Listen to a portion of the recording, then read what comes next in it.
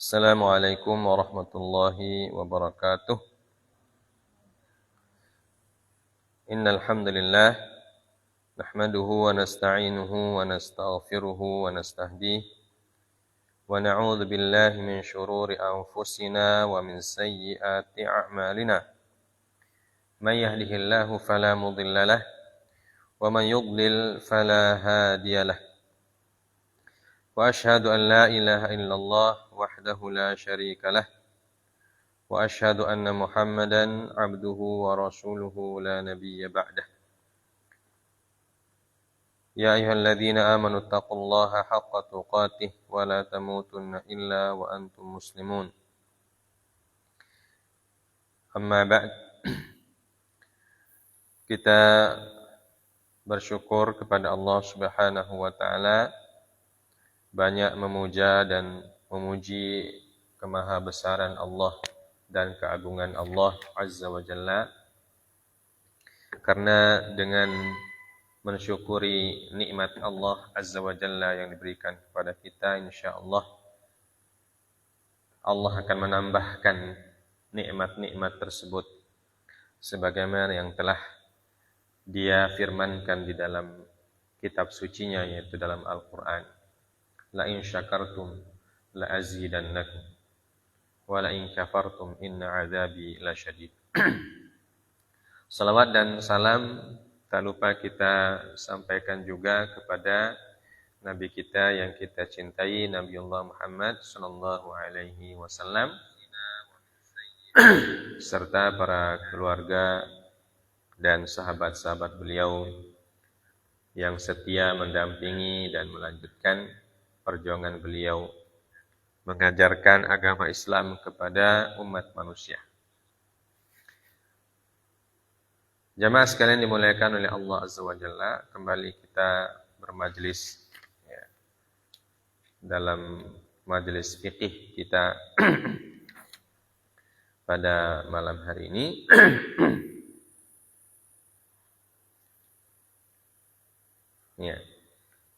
Kita sudah ungkapkan tempo hari atau dua pekan yang lalu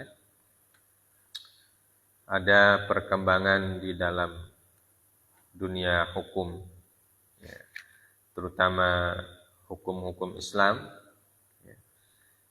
antara yang ingin mempertahankan hukum qisas dan yang tidak ingin mempertahankannya.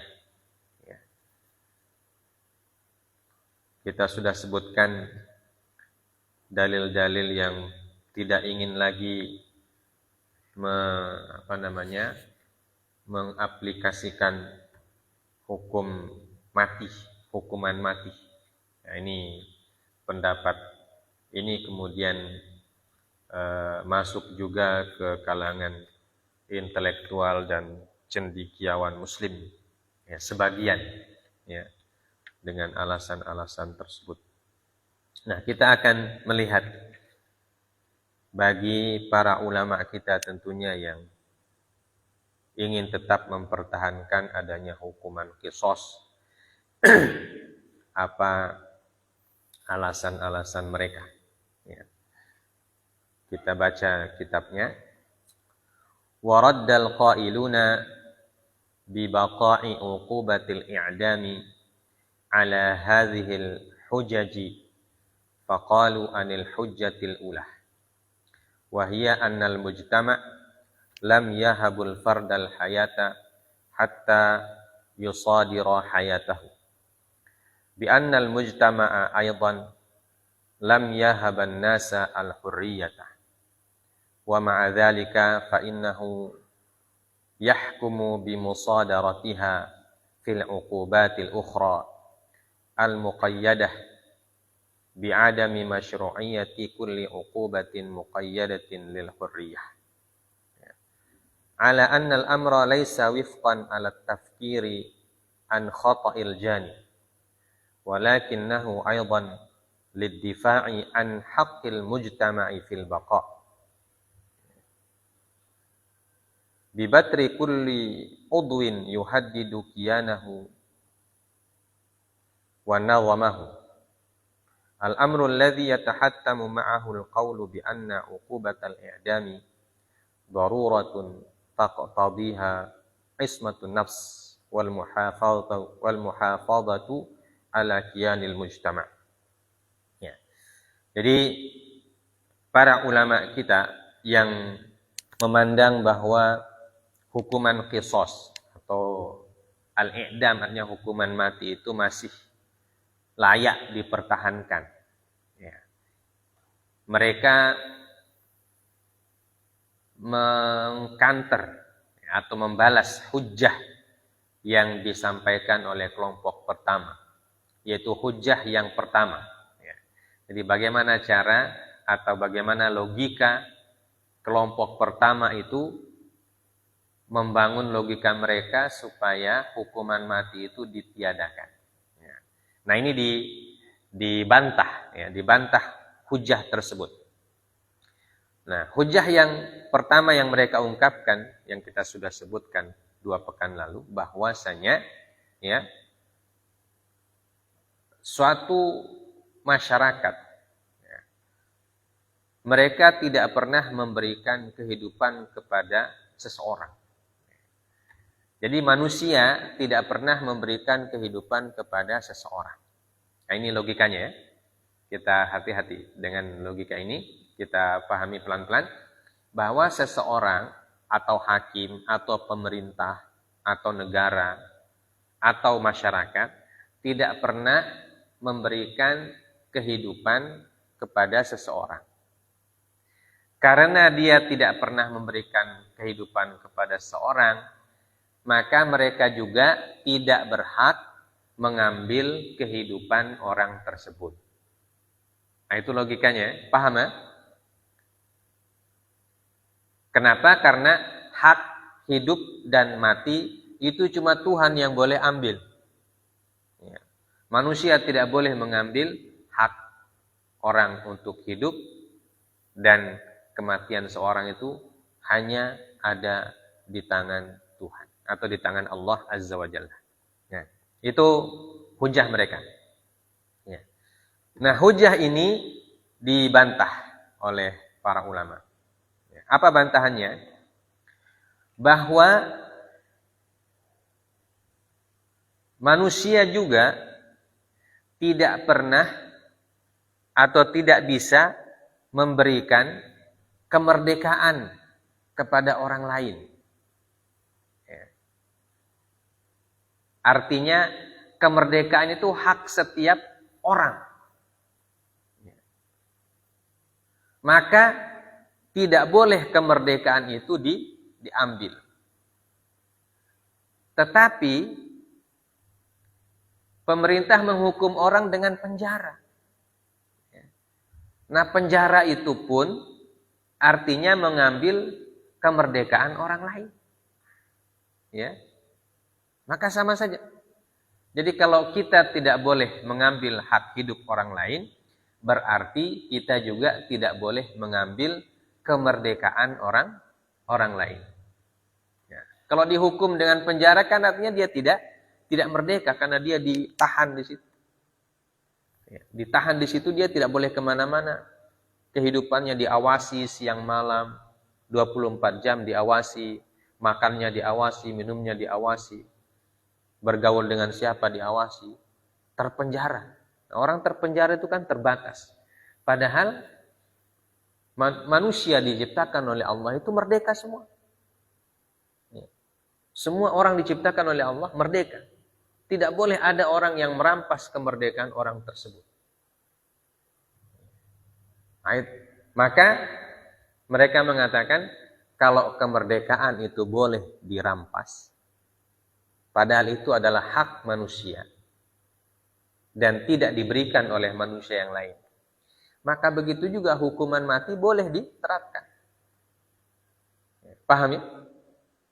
Jadi ini namanya mengkiaskan, ya, dikiaskan antara kehidupan dan kemerdekaan. Ya. Jadi bagi para ulama atau orang yang masih berpendapat hukuman mati itu masih layak digunakan, ya, sama saja antara hak merdeka dan hak hidup. Hak hidup itu milik pribadi, diberikan oleh Allah. Hak merdeka juga milik pribadi, diberikan oleh Allah. Jadi kalau hak hidup ini tidak boleh diambil, berarti hak merdeka juga tidak boleh diambil. Maka kalau dua-duanya tidak boleh diambil, berarti orang tidak boleh dihukum. Itu akhir logikanya. Ya. Jadi kalau hak hidup orang tidak boleh diambil karena dia melakukan pelanggaran atau melakukan pembunuhan misalnya, tidak boleh diambil hidupnya dia. Maka kalau dia melakukan pelanggaran yang lain, tidak boleh juga diambil hak merdekanya. Tidak boleh juga dipenjara dia. Ya. Artinya, kalau tidak boleh dipenjara, tidak boleh diambil hak hidupnya, berarti orang kalau melanggar tidak boleh dihukum. Ya. Paham ya? Nah, kalau orang tidak boleh dihukum, berarti nanti pelanggaran itu dianggap sah. Ya, karena tidak ada hukumannya. Maka kalau pelanggaran tidak ada hukumannya, kacaulah dunia ini. Ya kan? Kalau orang yang melanggar tidak dihukum, maka kacaulah dunia ini. Maka orang akan senang melanggar. Ya. Melanggar hukum, baik itu hukum negara atau hukum agama. Ya. Karena mereka bebas, tidak boleh dihukum. Ya. Maka akan ada hak orang lain yang dihilangkan. Yaitu hak orang yang dizalimi itu hilang. Ya.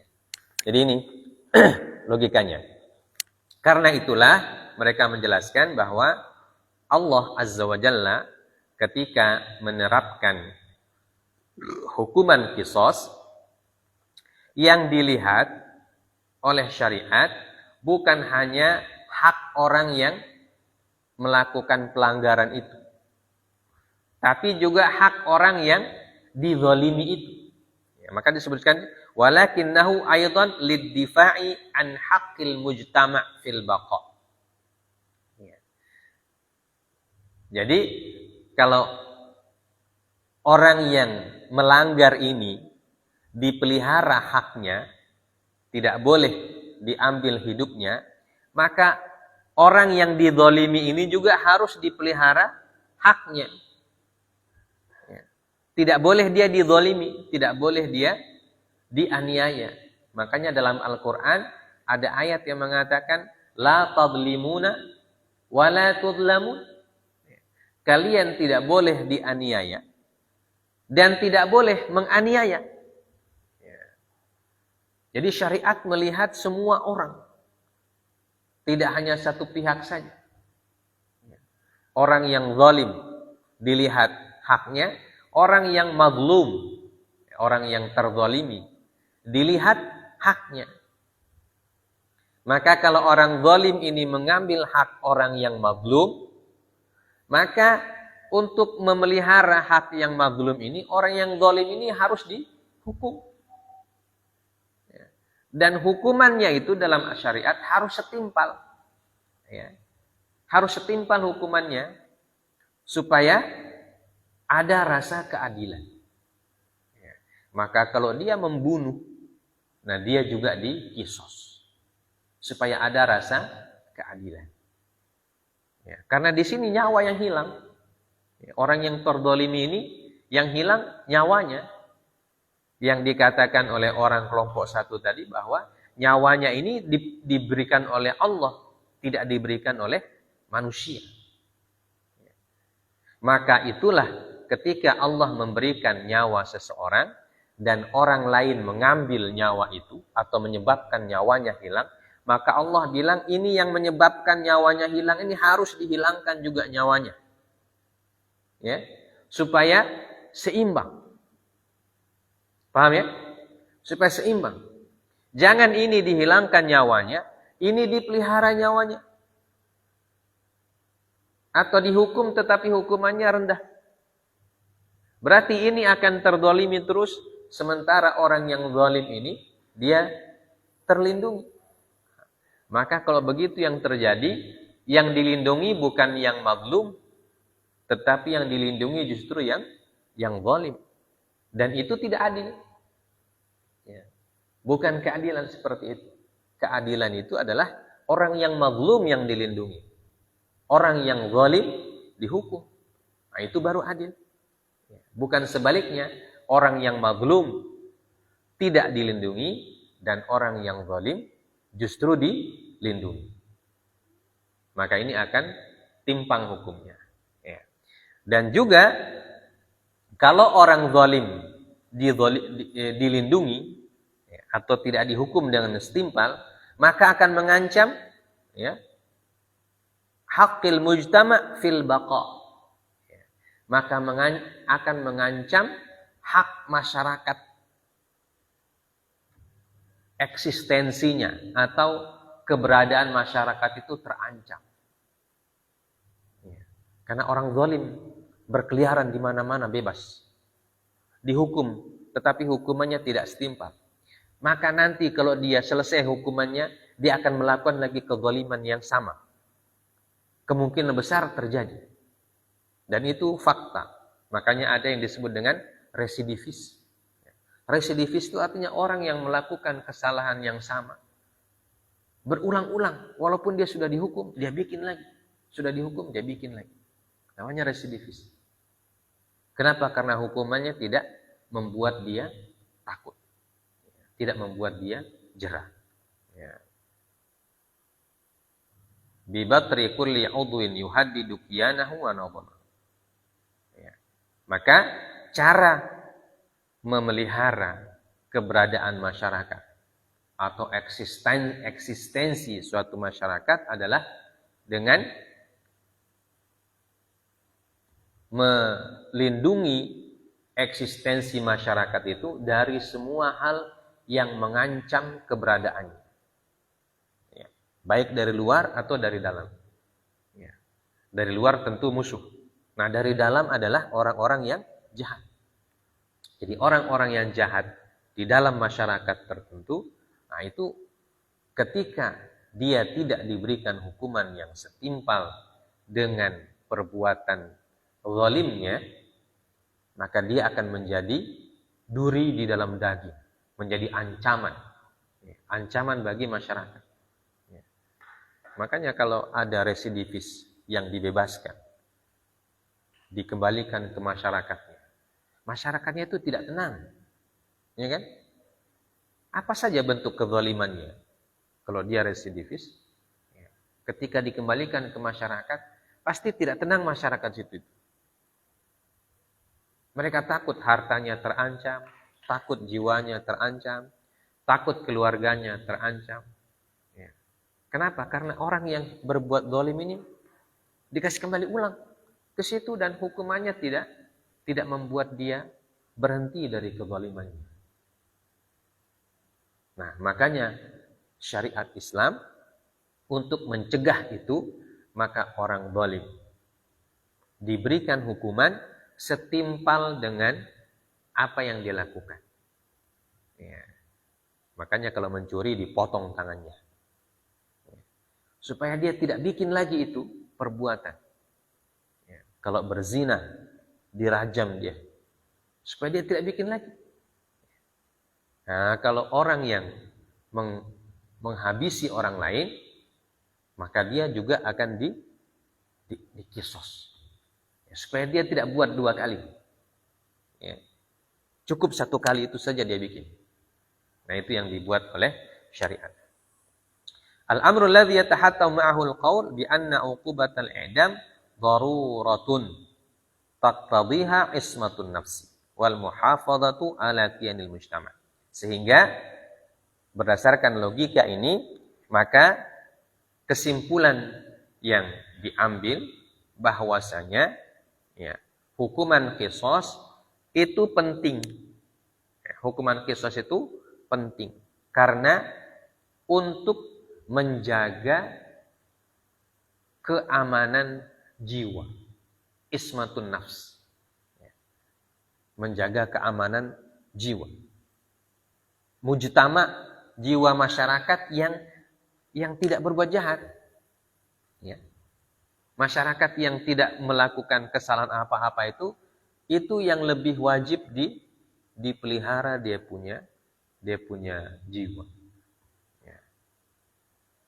Wal muhafadzatu ala qiyadil mujtama', dan untuk menjaga eksistensi atau keberadaan masyarakat tersebut. Ya. Jadi ini alasan pertama, ya. Alasan pertama dari kelompok pertama yang menolak hukuman mati, nah, itu dibantah. Dan bantahannya juga logis, ya, sesuai dengan logika manusia. Ya. Karena mereka mengatakan bahwa kelompok pertama mengatakan kenapa hukuman mati tidak boleh? Karena orang itu hidupnya itu bukan hadiah dari orang lain, tapi hadiah dari Allah, pemberian dari Allah. Maka tidak boleh diambil. Dibantah. Cara membantahnya bagaimana? Cara membantahnya bahwa bukan cuma hidup yang diberikan oleh Allah, merdeka juga diberikan oleh Allah. Jadi kemerdekaan itu adalah hak asasi manusia. Ya. Kalau begitu, orang yang berbuat zalim tidak boleh diambil kemerdekaannya. Ya, tidak boleh dipenjarakan juga. Karena kalau dipenjara berarti tidak boleh dihukum mati, maka tidak boleh juga dipenjara. Ya. Berbuat salah tidak boleh dihukum. Nah, kalau begitu yang terjadi, maka itu akan mengancam keberadaan masyarakat. Eksistensi masyarakat akan terancam. Ya. Maka mereka harus dihukum. Dan hukumannya harus setimpal. Sesuai dengan kezaliman yang dia lakukan. Karena firman Allah dalam Al-Quran itu sama. Menzalimi tidak boleh, dizalimi tidak boleh. La tadlimuna wa la tudlamun. Kalian jangan menzalimi dan tidak boleh dizalimi. Ya. Maka Rasulullah SAW juga mengatakan dalam hadisnya, unsur akhaka zaliman au mazluman. Ya. Tolonglah saudaramu ketika dia berbuat zalim dan ketika dia dizalimi. Para sahabat bertanya, ya Rasulullah, kalau menolong saudara yang terzalimi masuk akal. Tapi bagaimana menolong saudara yang melakukan kezaliman? Ya. Maka Rasulullah mengatakan, kamu cegah dia dari berbuat zalim, maka itu cara menolongnya. Ya. Makanya orang yang zalim justru ketika dihukum itu adalah untuk menolong dia. Ya. Jadi dalam syariat, menghukum orang yang zalim itu bukan sesuatu yang dianggap sebagai suatu kesadisan, tapi justru cara menolong dia. Menolong supaya apa? Supaya tidak terjerumus kedua kali di dalam lubang yang sama. Ya. Artinya supaya dia tidak mengulangi perbuatan dosanya itu. Ya, jadi dari sisi itu syariat memandang bahwa orang yang zalim harus dihukum. Ya, karena hukumannya itu bukan untuk bukan untuk menghina dia, bukan. Ya. Tapi tujuan hukuman dalam Islam adalah untuk menolong orang tersebut supaya tidak mengulangi perbuatan dosanya. Ya. Bagaimana cara menolongnya? Begitu, diberikan hukuman itu cara menolong dalam logika syariat, bahwa memberikan hukuman kepada orang yang zalim justru itu adalah cara menolong dia. Ya. Nah, karena nanti di akhirat disebutkan bahwa kalau orang yang sudah dihukum di dunia, dia tidak dihukum lagi di akhirat. Ya. Artinya dosanya itu dihapuskan. Ya. Tapi kalau tidak dihukum di dunia dengan hukuman yang sesuai syariat Allah Azza wa Jalla, maka dosanya akan tetap dia bawa ke akhirat. Tetap dia pertanggungjawabkan di hadapan Allah Subhanahu wa Ta'ala. Ya. Nah, nanti itulah yang disebutkan dalam akidah Ahlussunnah wal Jamaah, orang yang berdosa besar, kaum muslimin yang berdosa besar di dunia belum dihukum, maka nanti oleh Allah ditangguhkan dia punya urusan. masih berurusan dia dengan Allah Azza wa Jalla. Tidak boleh langsung masuk surga. Masih ada urusannya. Apakah dia boleh diampuni atau harus diazab dulu. Bahasa kita orang harus dicolo dulu sedikit. Dicolo, ditono dulu di jahanam. Naudzubillahi min dzalik. Ini alasan yang pertama. Baik. Alasan yang kedua. Qalu anna al-'uqubata tuhdithu dararan jismiyan la sabila li islahihi wala ibqa'ihi idza hakama al-qada'u biha dhulman bi anna ihtimal al-khata' mawjudun fil 'uqubatil ukhra wala sabila ila tadaruki ma tamma tanfidhu khata' ala anna halatil i'dami khata'un takadu takunu mun'adimah idh annal qudata yataharrajuna 'adatan minal hukmi bitilkal uqubah ma lam takun adillatul ittihami sarikhatun. Yang kedua, alasan mereka bahwasanya hukuman mati atau hukuman qisas itu akan membuat fisik orang yang dihukum itu rusak atau hilang dan tidak bisa dikembalikan seperti semula. Ya. Itu alasan. Bantahannya bagaimana? Ya. Bantahannya, kesalahan menghukum dalam hukuman yang lain juga sama. Ya. Kesalahan dalam menghukum dalam hukuman yang lain juga sama. Ya. Dan ketika orang salah hukum, maka itu juga tidak bisa mengembalikan keadaan orang yang dihukum itu seperti semula. Sama saja. Ya. Jadi kalau orang misalnya memotong tangan orang, kemudian dikisos dia dengan potong tangan juga, ya.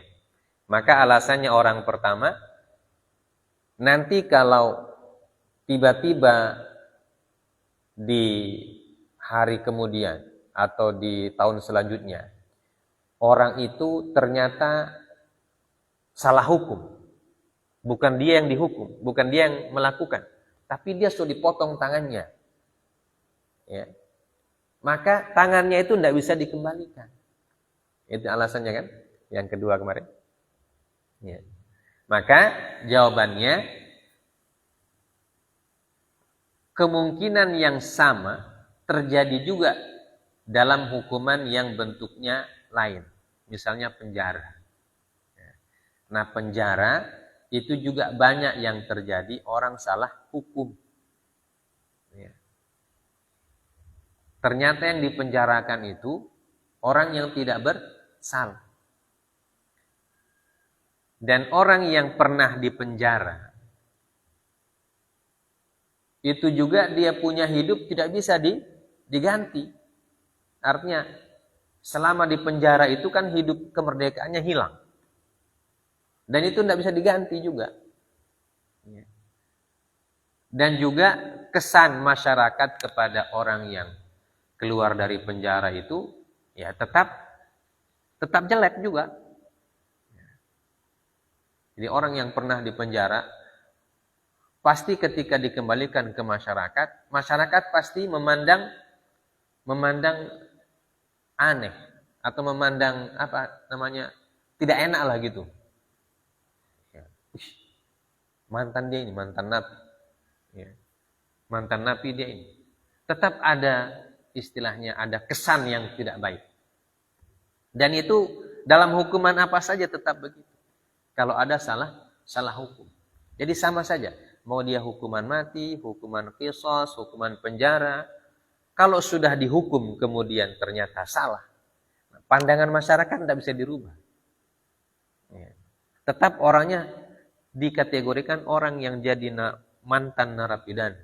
Dan mantan narapidana itu ya bagaimanapun diusahakan oleh masyarakat, dia mau diterima dengan baik, tapi DP kesan tetap beda.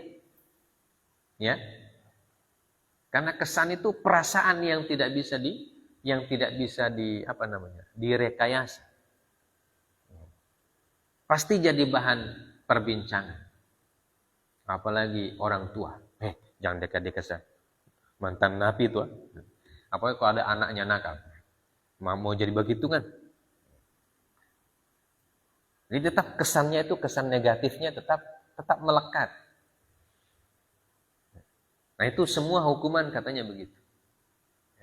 Jadi bukan cuma hukuman qisas yang yang tidak bisa mengembalikan sesuatu yang sudah hilang. Tapi hukuman yang lain pun tetap tidak bisa mengembalikan sesuatu yang sudah hilang. Entah kemerdekaannya hilang, entah kesan orang jadi negatif, itu tidak bisa hilang. Walaupun ada sosialisasi, orang ini sudah melaksanakan hukumannya, maka dia dikembalikan kepada masyarakat. Memang ada arahan seperti itu. Ya, tapi namanya masyarakat, mereka punya kesan itu tidak bisa direkayasa, tidak bisa. Ya, tetap akan ada.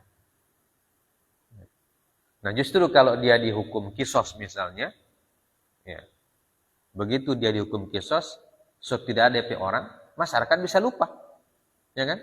Sudah dilupakan ya kan, karena sudah dikubur, orang sudah lupa, orang sudah mati, sudah dilupakan. Jadi tidak ada lagi beban dia. Tapi kalau dia tidak diqisas, kemudian nanti kembali ke masyarakat, orang takut. Bahkan dia malu kembali ke masyarakat itu.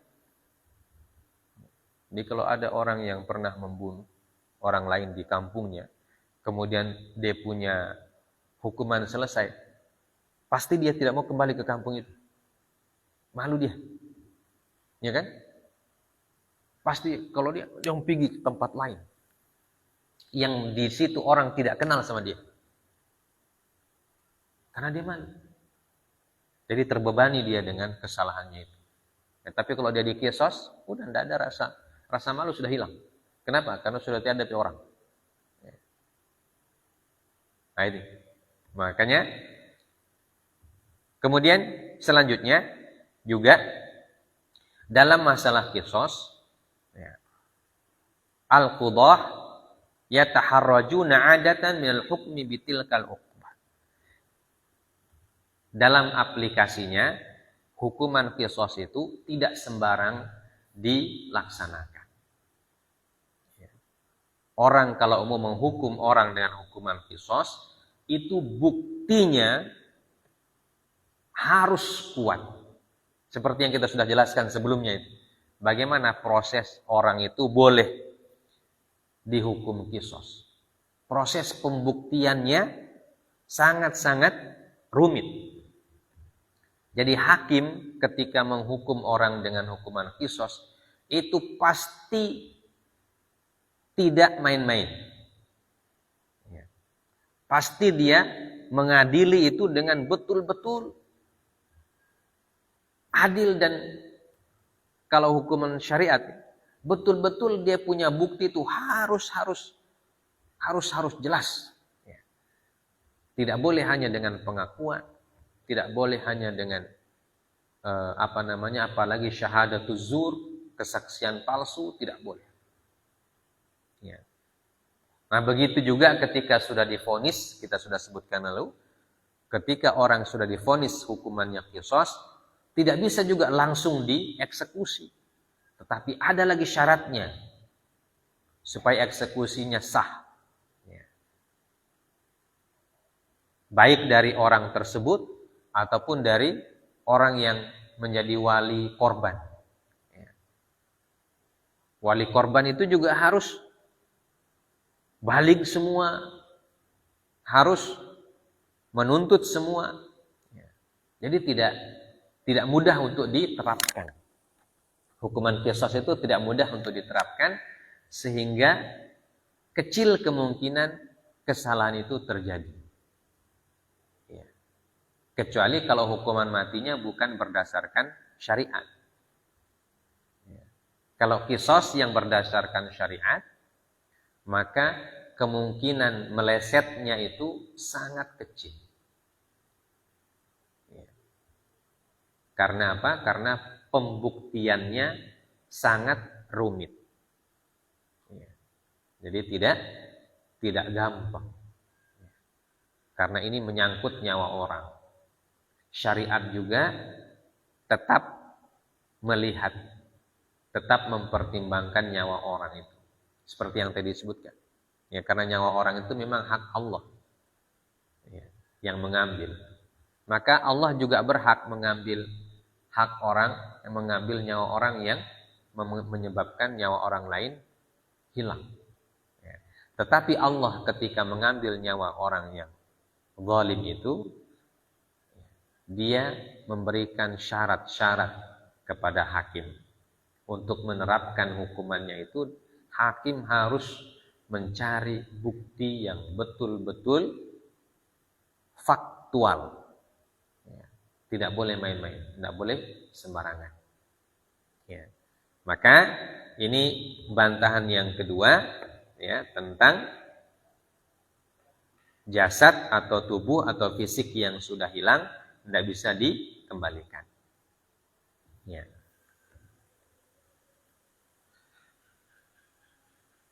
Kemudian bantahan yang ketiga, ya, bahwa kelompok yang pertama mengatakan hukuman mati itu tidak adil, ya, tidak adil, ghairu adilah. Maka bantahannya dibantah dengan kaidah dalam syariat yang mengatakan al jaza'u min jinsil amal. Ya. Apa artinya? Hukuman itu sesuai dengan perbuatan. Setiap hukuman harus sesuai dengan perbuatan. Justru keadilan itu ketika hukuman sama dengan perbuatan. Ya. Itu yang disebut dengan adil. Jadi kalau dia memotong tangan orang lain, maka hukumannya juga harus sama. Jenisnya harus sama. Kalau dia potong tangan kiri orang, maka tangan kiri juga dia punya harus dipotong juga. Supaya sama, supaya sejenis. Ya. Supaya sejenis. Nah, kalau dia mengambil nyawa orang, atau dia menyebabkan nyawa orang hilang, maka nyawanya juga harus dihilangkan. Harus dikisos. Makanya kisos itu namanya al-mumatsalah. Ya. Definisinya adalah al-mumatsalah. Jadi adanya kesamaan, ya, antara perbuatan dan hukuman. Jadi kalau hukumannya perbuatannya menyebabkan nyawa orang lain hilang, maka hukumannya juga harus sama. Itu namanya disebut dengan al-jaza'u min jinsil amal. Ya. Nah, ini bantahan yang ketiga, ya. Wa ammal qawlu bi annaha ghairu lazimah famardudun alaihi bi anna wadhifatal uqubati fi ar-ra'yi ar-rajih fi ilmi al-iqab wadhifatun naf'iyatun ay min muqtadaha himayatul mujtama' min syururil jarimah wa hadza yaqtadi an takunal uqubatu mutanasibatan ma'a darajati jasamatil jarimah. Dzalika annal jarimata tuhaqqiqu hawa fi nafsil mujrim yuqabilhu khawfuhu minal iqab. Wa kullama kana al iqabu mutanasiban ma'al jarimati ahjamal jani 'anil iqdami 'alaiha. Li'annahu sayuwazanu bainal amrayn, bainal jarimati allati sayaqdumu ala irtikabiha wa bainal uqubati al-muqarrarati laha fayadfa'uhu al-khawfu minal iqabi ila al-ihjami 'anil jarimati mata kanatil uqubatu radi'atan. Ya. Yang keempat, mereka punya mereka punya alasan bahwa hukuman mati itu tidak mengurangi kejahatan. Ya. Tidak mengurangi kejahatan. Atau ghairu lazimah. Artinya tidak selalu identik atau tidak selalu sejalan. Ya. Hukumannya keras, tapi terkadang perbuatan jahat juga masih banyak. Itu alasan mereka yang keempat. Ya, makanya hukuman mati tidak layak untuk diterapkan karena tidak menyebabkan berkurangnya perbuatan jahat atau tindak kriminalitas. Nah, bantahannya bagaimana? Bantahannya famardudun alaihi. Ya. Maka ini tertolak atau logika tersebut tertolak. Karena apa? Karena di dalam ar-ra'yur rajih ya, fi ilmil iqab ya, bahwa hukuman itu berdasarkan ar-ra'yur rajih, berdasarkan logika yang dominan. Ya. Logika dominannya bahwa setiap hukuman diterapkan tujuannya untuk membuat orang yang ingin melakukan kejahatan berpikir 1000 kali. Karena dia tahu hukumannya sangat berat. Yaqtadi an takunal uqubatu mutanasibatan ma'a darajati jasamatil jarimah. Dan secara logika bahwa setiap hukuman harus setara dengan tindakan kriminalitas yang dilakukan. Jadi harus setara. Itu logika manusia. Artinya hukuman itu harus timpang. Ya. Orang siapapun yang akalnya sehat pasti mengatakan hukumannya harus setimpal. Ya. Karena kalau tidak setimpal berarti tidak adil. Nah, karena hukuman setimpal itu akan membuat ya, hawa nafsu orang yang mau melakukan tindakan kriminalitas itu ya, akan dihalangi oleh ketakutannya. Jadi dia akan takut melakukan tindakan kriminal itu. Karena apa? Karena dia berpikir, kalau saya bikin ini saya bikin ini perbuatan, maka saya juga akan dihukum dengan hukuman yang sama. Jadi ada rasa takutnya. Kalau saya potong orang petangan, saya juga akan dipotong saya petangan. Maka dia berpikir, ya, maka disebut dengan yuqabilu khaufuhu minal iqab. Jadi hawa nafsu seseorang itu akan dilawan oleh ketakutannya dari hukuman itu. Ya, makanya dia tidak langsung atau tidak dia tidak semena-mena melaksanakannya. Dia berpikir dulu. Wa kullama kana al-iqabu mutanasiban mal jarimati ahjamal jani ala iqdami alaiha. Ya. Maka setiap hukuman itu setimpal dengan perbuatan, orang yang mau melakukan perbuatan itu pasti berpikir mau melakukannya. Ya. Li'annahu sayuwazinu bainal amrayn. Karena dia pasti akan mempertimbangkan antara dua itu, antara perbuatan dia dan nanti hukuman yang dia dapat. Pasti dia akan berpikir di situ, sayuwazin. bainal jarimati allati sayaqdumu 'ala irtikabiha wa bainal uqubati al-muqarrarati laha. Ya. Dia akan memikirkan antara jarimah, perbuatan dosanya, dan balasan atau hukuman yang dia dapatkan. Itu dia akan pikir terus. Nah, itu dihukumi secara apa? Secara rajih. Ya, secara rajih artinya secara dominan. Ya. Jadi hukum itu diterapkan berdasarkan al-aghlab. Dalam istilah fiqh itu al-aghlab, yang banyak terjadi. Ya. Yang banyak terjadi.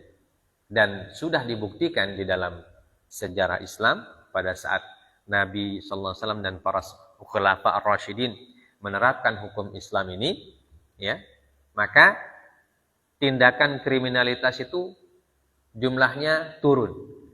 Ya. Walaupun masih ada, artinya kalau mau ditiadakan sampai nol itu tidak mungkin. Ya.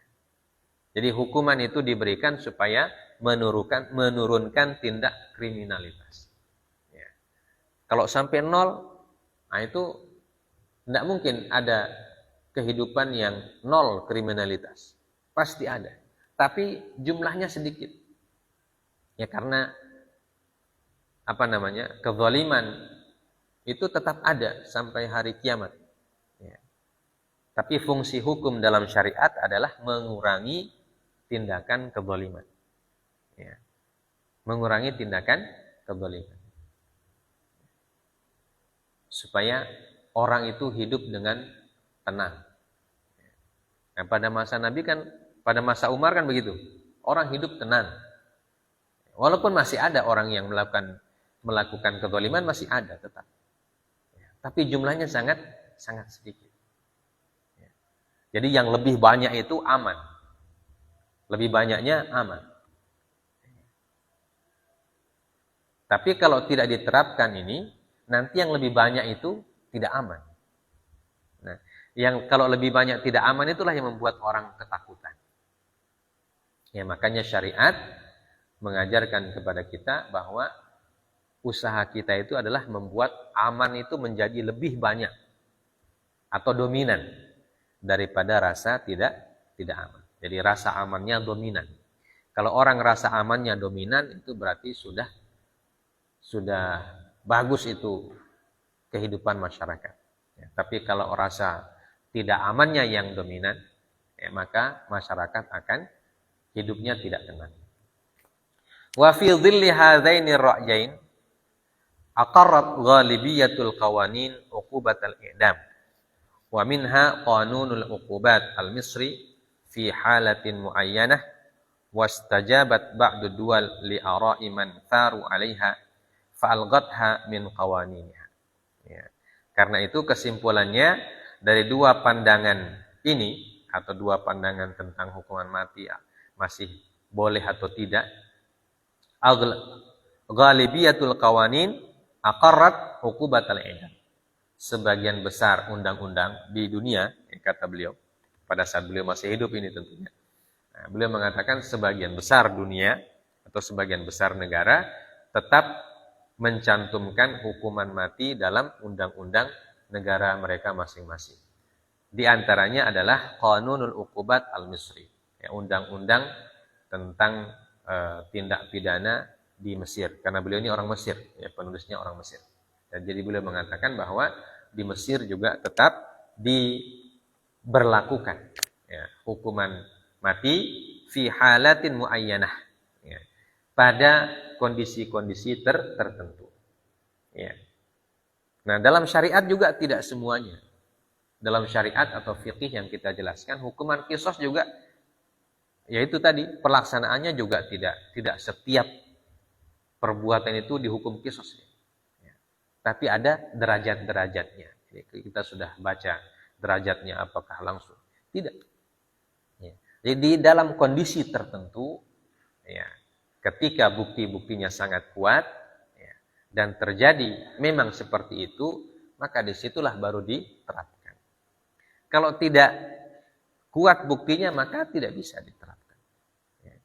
Jadi logikanya, secara logika antara syariat Islam dan undang-undang yang berlaku, secara logikanya mirip, ya, walaupun nanti pertimbangannya berbeda atau aplikasinya berbeda, tapi logikanya sama, ya, bahwa tidak semua memang kezaliman dihukum dengan hukuman qisas, ya. Dalam syariat begitu juga. Di hukuman qisas itu nanti bisa diaplikasikan ketika memang kondisinya, ya, kondisinya khusus dan buktinya juga memang betul-betul kuat, ya, menjurus ke hal seperti itu, ya, jadi tidak sembarangan, ya. Karena itulah beliau mengatakan berdasarkan logika yang rajih, ya, logika yang dominan, bahwa hukuman mati itu memang masih layak untuk dicantumkan, ya, atau layak untuk diberlakukan, ya, walaupun tentunya pemberlakuannya harus sangat-sangat detail, ya, dan sangat-sangat sangat-sangat rigid, ya, istilah sekarang itu, ketika menerapkannya tidak boleh sembarangan, ya, karena menyangkut nyawa seseorang atau menyangkut fisik, ya, seseorang, ya. Maka begitulah pertimbangan logisnya, ya, antara syariat Islam dan undang-undang yang berlaku di dunia sekarang atau biasa disebut dengan hukum positif, ya. Jadi secara logisnya tetap ada yang menerima itu hukuman mati, walaupun ada juga yang menolak, ya, dengan alasan masing-masing, dan tentu alasan itu ada yang bisa saling dibantah atau bisa kontroversial juga, ya, istilah kita sekarang, ya. Tapi secara logis bahwa hukuman mati itu memang masih layak untuk dicantumkan, ya, dalam undang-undang atau dalam aturan, walaupun nanti dalam aplikasinya itu tidak semudah kita berteori, ya, tapi dalam aplikasinya butuh ketelitian, ya, butuh ketelitian, dan telitinya pun tidak boleh sekedar teliti, tapi teliti betul, ya, sangat teliti, ya, sangat teliti, ya, tidak boleh teliti yang sekedar bisa, tidak, harus sangat teliti sekali, itu dalam penerapannya, ya. Makanya kalau proses peradilannya untuk hukuman qisas ini akan bisa jadi lama sekali, ya. Tidak bisa itu 1-2 bulan selesai, tidak bisa dikejar-kejar, tidak bisa, ya. Hakim yang ingin memutuskan, polisi yang ingin membuktikan, tidak bisa juga dikejar-kejar, ya, harus cepat, tidak bisa, karena memang harus teliti sekali, ya. Karena ini menyangkut nyawa orang, ya. Maka harus diteliti buktinya, saksi-saksinya, ya. Pokoknya kalau sekarang itu ada istilah dibantu dengan teknologi, ya. Untuk pembuktiannya harus ada teknologi, ada CCTV, ada rekaman dan seterusnya, ya. Maka semakin teliti, ya. Dan tidak boleh direkayasa. Kalau direkayasa nanti kelihatan di pengadilan itu rekayasa atau tidak, buktinya dipalsukan atau tidak, nanti ketahuan di pengadilan, ya. Maka di sini polisi, jaksa, hakim itu tidak boleh main-main, harus teliti sekali, ya. Makanya tidak gampang jadi jaksa, tidak gampang jadi hakim. Makanya ada pendidikan khusus, ya. Pendidikan khusus, dan pendidikannya lama, supaya itu tadi, kalau dia menghukumi orang, dia tidak sekedar menghukumi, tapi memang betul-betul sesuai dengan faktanya, begitu, ya. Kalau salah hukum resikonya besar, ya. Nah ini jamaah sekalian, ada 2 pendapat tentang apakah hukuman mati masih layak digunakan ataukah tidak, ya. Jadi kita sudah lihat masing-masing alasannya, dan baik alasan orang yang mempertahankan atau alasan orang yang ingin membatalkan atau menghilangkan hukuman mati. Masing-masing ada alasannya. Dan alasan yang lebih kuat secara syar'i tentu yang mengatakan hukuman mati atau kisos, ya dalam hal ini dalam syariat disebutkan sebagai kisos, itu masih layak untuk dipertahankan sebagai salah satu bentuk hukuman bagi orang yang memang betul-betul secara fakta, bukti, dan seterusnya memang dia melakukan tindakan yang di luar batas haknya sebagai manusia. Ya, semoga kita paham apa yang kita jelaskan pada malam hari ini dan kita bisa dilindungi oleh Allah Subhanahu wa taala dari segala macam mara bahaya, ya. Dan terutama kita minta kepada Allah supaya kita tidak menjadi orang-orang yang zalim, ya.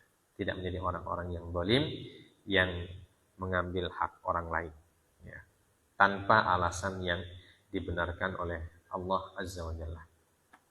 Subhanakallah bihamdik, asyhadu an la ilaha illa anta, astaghfiruka wa atubu ilaik. Wa sallallahu ala nabiyyina Muhammad wa ala alihi wa sahbihi wasallam. Wa akhiru da'wana alhamdulillahi rabbil alamin. Wassalamualaikum warahmatullahi wabarakatuh.